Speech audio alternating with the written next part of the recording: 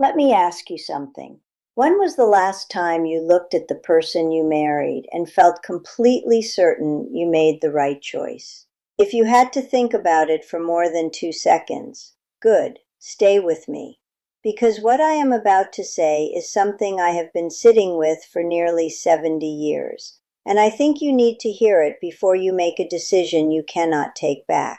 My name is Eleanor. I am 96 years old. I was married to the same man for 64 years, and I am here to tell you something that nobody in my generation ever said out. I almost left him, more than once, and if I had, I would have spent the rest of my life walking away from the best thing that ever happened to me without ever knowing it. Before I go any further, if you are new to this channel, please subscribe right now, not at the end of this video, right now, because what I am about to share with you is the kind of thing that changes how you see marriage. And there are more stories like this coming, stories from people who have lived long enough to finally tell the truth. Subscribe, and let's begin. I was 24 years old when I married Robert. He had kind eyes and a loud laugh, and he smelled like engine oil and soap. I thought that was enough. I thought love was enough. On our wedding day, standing there in that church, I was so certain, the way you are only ever certain when you do not yet know what life is about to do to you both. By the time I was 27, the certainty was gone, not because anything dramatic happened, not because he cheated or lied or hurt me, but because the small things, the ordinary, daily, invisible small things had begun to feel enormous. He left dishes in the sink every single night, like the sink was not 2 feet from the counter. He went quiet exactly when I needed to talk, and wanted to talk exactly when I needed quiet. We fought about money. We fought about our daughter. We fought about his mother in ways that still make me tired to remember. And I sat with a thought I was too ashamed to say out loud. I think I married the wrong man. One Tuesday morning in March, I remember it was Tuesday because I had just done the laundry, I walked across the street to my neighbor Margaret's house. Margaret had been married for 30 years. She had a way of sitting very still when she listened to you that made you feel like whatever you said mattered. I sat down at her kitchen table and I told her everything.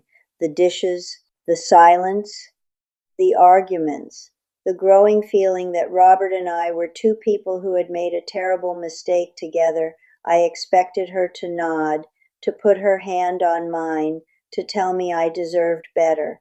Instead, she laughed. Not a small, polite laugh. She laughed the way you laugh when someone says something that is so true it catches you completely off guard. And then she leaned forward and she said, "Eleanor, honey, we all married the wrong person. Every single one of us. The secret is deciding to make them the right person anyway." I drove home that morning, not sure whether to feel comforted or more confused. It took me about 40 more years to understand what she meant. Here is the thing nobody told me when I was standing at that altar at 24. The man I was marrying that day was going to become a completely different person, and so was I. Robert at 30 was restless and ambitious. He worked too many hours and came home too tired to talk, and I resented him for it without understanding that he was terrified of becoming his father, terrified of not being enough, terrified in all the ways men of his generation were never allowed to say out loud. Robert at 50 was quieter. He had lost 2 friends that decade. He moved a little slower. He started sitting on the back porch in the evenings, just looking at the yard. I used to stand at the kitchen window watching him out there and think, who is this man? Where did my husband go? Robert at 70 reached for my hand at every single movie we ever watched together. every single one. He never once commented on the film. He just needed to hold my hand in the dark. I did not understand until he was gone. What a gift that was. And Robert, at 85, let me cut his food and reminded me twice a day that he loved me even when he could not remember what day it was. Which of those men did I marry? All of them, none of them. The question does not make sense, because I was changing too. The shy, uncertain girl he married at 24 became a woman who raised a daughter alone through two of his worst years, who buried her own mother and fell apart quietly in a way she never showed anyone but him, who got a cancer scare at 73 and sat in a hospital waiting room, holding Robert's hand so tightly she left marks on his skin. If the Robert I married at 24 had met me at 52, we might not have recognized each other. We might not have chosen each other at all. But we did not get that choice. We only got the choice to keep going, or to stop. We kept going. I want to tell you about the year Robert lost his job. He was 54. The factory closed, and something in him closed with it. For nearly 8 months, he barely got out of bed before noon. He stopped shaving. He stopped laughing. He sat in that same chair every evening, but the man sitting in it felt like a stranger wearing my husband's face. I was angry. I will not pretend I wasn't. I was working 2 shifts. I was holding our daughter together while she watched her father disappear. And I was doing it all while grieving the man I had married, who seemed to have forgotten that we needed him. But I did not leave, not because I was noble, not because I had taken a vow, but because somewhere in those 8 months I remembered something. The year after I lost my mother, Robert had gotten up at 5 inches the morning every single day to make me coffee before I woke up. He never mentioned it. He just did it. For almost a year, he carried me then, I carried him now. That is not 50 over 50. That is not even close to 50 over 50. But that is marriage, not a scale, a rope, and sometimes one person holds the whole weight while the other finds their footing again. I hear young couples talk now about what they need from a partner. They need their best friend, their therapist, their adventure companion, their intellectual equal, their perfect partner in every room of the house, all the time, without exception, forever. And I want to hold their faces in my hands and say, listen to me. Nobody is all of those things. Nobody can be. Robert was not my best friend. My best friend was Linda, who I have known since I was 9 years old, and who understood parts of me that Robert never needed to understand. Robert was not my intellectual equal. I read novels he never touched. He could rebuild an engine blindfolded, and I could not tell you what a carburetor does. We did not want the same things. Half the time, and some years we barely recognized each other. But he was my partner, and when I say partner, I do not mean companion. I mean the person who shows up when showing up costs something. That is all. That is everything. Robert has been gone for 8 years now. 8 years of mornings without the sound of him in the kitchen.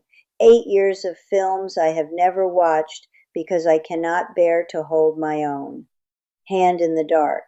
I do not miss the perfect version of him. I miss the man who left dishes in the sink. I miss the man who went quiet when I needed to talk.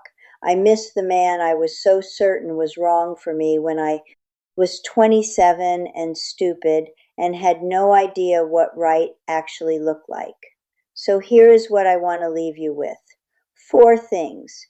From 96 years of living and 64 years of choosing the same person over and over again. The first thing, your marriage is not a feeling, it is a practice. Feelings come and go. Certainty comes and goes. Even love, if you wait long enough, will come and go in waves. What remains is the practice, the daily decision to show up for a person who is also imperfect and also afraid and also doing their best. On the days you feel it, practice.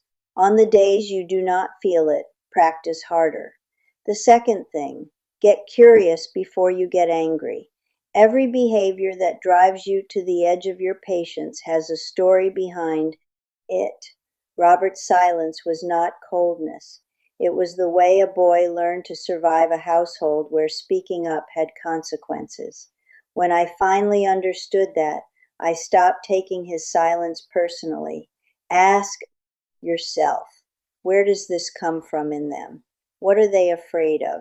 What did they learn before they ever met me? You will find almost every time that the thing driving you apart is not selfishness. It is fear. And fear deserves patience, not punishment. The third thing, burn the scoreboard. I know you have. 1. Every couple does. I did more, I gave more, I sacrificed more. But the years Robert held me up and the years I held him up are not debts. They are the architecture of something neither of us could have built alone. The moment you stop counting is the moment your marriage becomes something worth counting on. The fourth thing, choose the person in front of you, not the one you imagined. The imaginary perfect partner never gets sick, never loses a job, never goes quiet when you need them to speak, never becomes someone you do not recognize at 50.